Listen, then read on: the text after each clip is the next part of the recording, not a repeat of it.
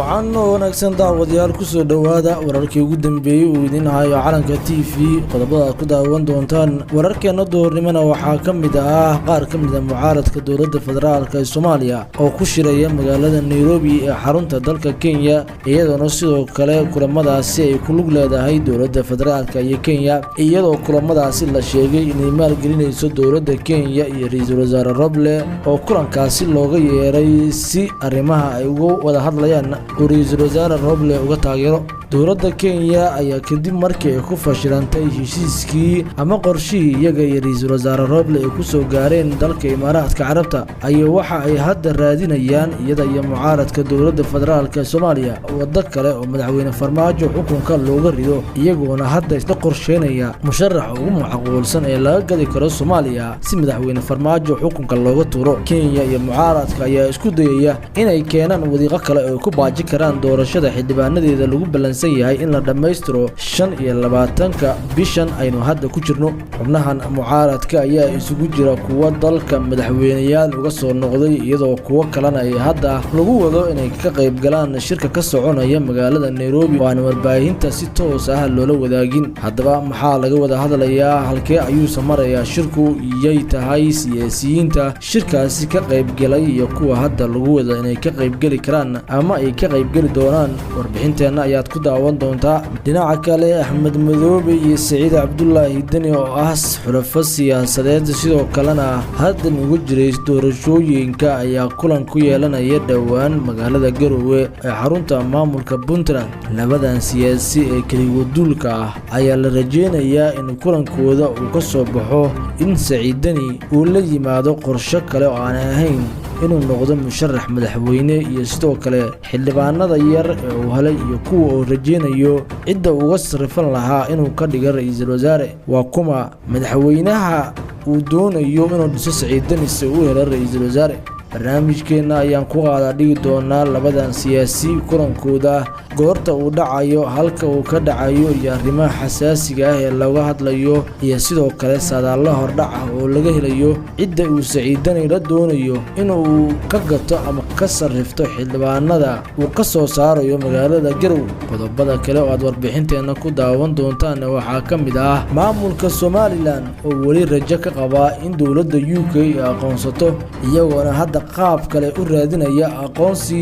ay Somaliland hesho haddaba sidee ayuu ku raadinayaan codbixinada la bixiyay qaab nooce ah ayuu u dhaceen barnaamijkeena ayaad ku daawan doontaan qodobada iyo kuwa kale oo xasaasi ah landaawada haddii ay tahay markii kubada soo boqoto channelkeena calanka TV subscribe oo furo gambalka si aad u noqoto daawadaha koobaad ee barnaamijyadeena aan ku bilaabay qaar ka mid ah mucaaradka dawladda federaalka ee Soomaaliya ayaa ku shiraya magaalada Nairobi iyadoo sida la sheegay kulankaasi ay martigelisay sidoo kalena maalgelinayso dawladda Kenya oo hogaamiyo Uhuru Kenyatta waxaa la sheegay shirkaasi inay ka qayb galayaan siyaasiyiinta mucaaradka kuwooda ugu waaweyn oo ku mid yahay Xasan Sheekh Maxamuud Shariif Sheekh Axmed ra'iisul wasaare Xasan Cali Khayre Umar Cabdirashiid Cali Sharmaake iyo siyaasiyiin kale oo aad u fara badan iyadoo la wado kulankan qaybihiisa dambe inuu ku biiro ra'iisul wasaare Roble oo markii hore safarkiisa Imaaraadka Carabta dawladda Kenya iyo isaga ay soo kala dhex mareen heshiisyo aad halis uga ah Soomaaliya si madaxweyne Farmaajo xukunka looga tuuro kulankan ayaa la sheegay in Cabdiraxmaan Cabdishakuur uu iska diiday inuu ka qayb galo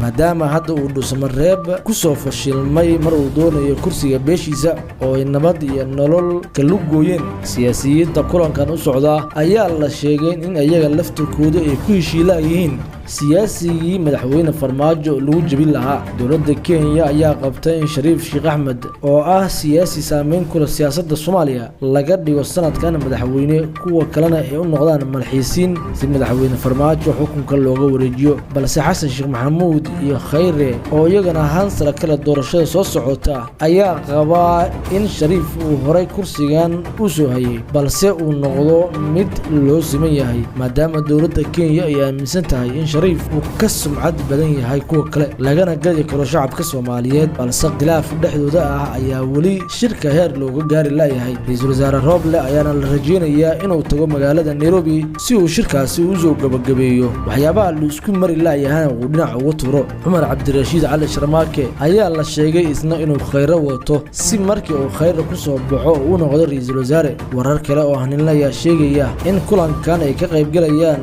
siyaasiyiin ka socda dowladda Kenya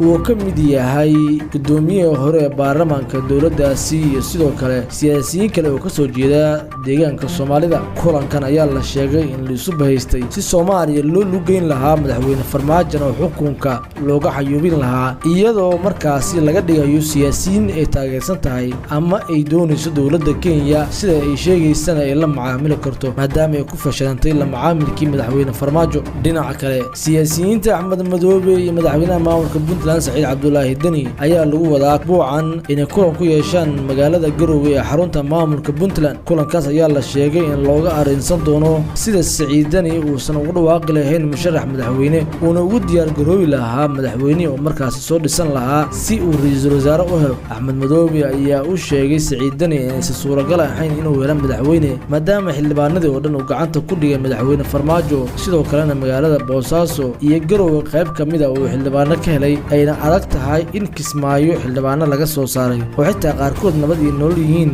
in uu ku noqdo madaxweyne Saciid Dani ayaa loo sheegay in dhowrka xildhibaan oo haysto uu ku taageero madaxweynaha ee wataan dowladda Kenya iyo Imaaraadka Carabta si markaasi isaga looga dhigay ra'iisul wasaare asbuuc ka hor ayay ahayd markii Imaaraadka Carabta ay qadka taleefanka kula hadleen Saciid Dani iyagoona uu sheegay inuu iska iloobo tartanka musharaxnimada madaxweynaha Soomaaliya maadaama arrimihiisa sidii loo rabay ay noqon waayeen ayna suuragal ahayn in musharaxiinta oo dhan ay wada tartamaan si codkooda aysan u weyn isla markaana ay la tartamayaan hal madaxweyne oo adag welina xukunka ku fadhiya sidaasna ay tahay hal musharax ay soo dhisaan kaasoo ka soo jeeda beesha Hawiye sidaana uu u noqdo ra'iisul wasaare Roble Dani oo aan ku kalsoonayn Imaaraadka ayaa la sheegay in xildhibaanada ku soo baxaya magaalada Garowe uu ku sarifanayo ama uu ku bedelanayo sida la sheegay ra'iisul wasaarenimo lama ogo